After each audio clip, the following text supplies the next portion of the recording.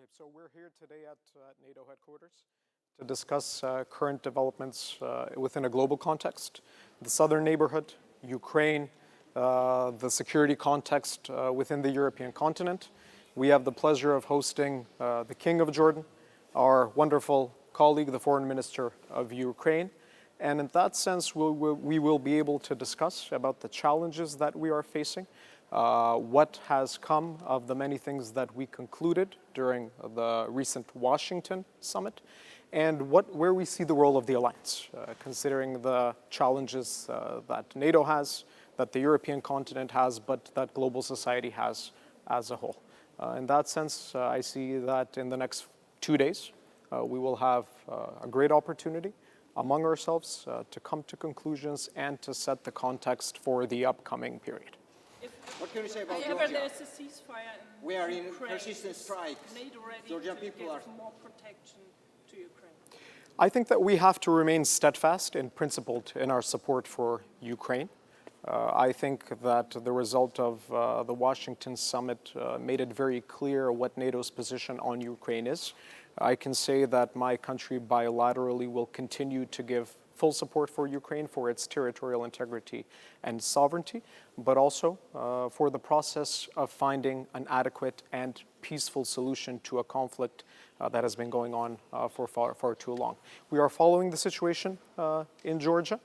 Of course, what I can say is that coming from a NATO member state, but also a country that intends and hopes to one day become an EU member state, we hope all the best for that country, and we hope for a common European future for both our nations. Are you going to discuss security guarantees with your Ukrainian homologue during this meeting today? I think that we will discuss many issues that are of mutual interest, issues that are related to our common security interests as a continent, and to the challenges that we have faced for a few years now as a result of the Russian aggression. It would be unfair for me at this point to discuss the details of the aspects that we are prepared to discuss, but I can once again reaffirm that our commitment bilateral, but what I believe is also the commitment of NATO towards the protection of the fundamental values of international public law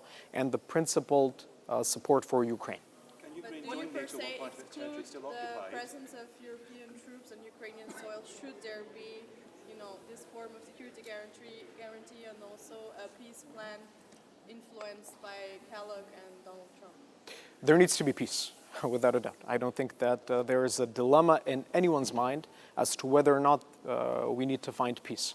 But not peace at any cost and not peace within any context. In that sense, that is why I keep on reaffirming terms such as principles and values, including international public law, as the key pre-context for finding an adequate solution.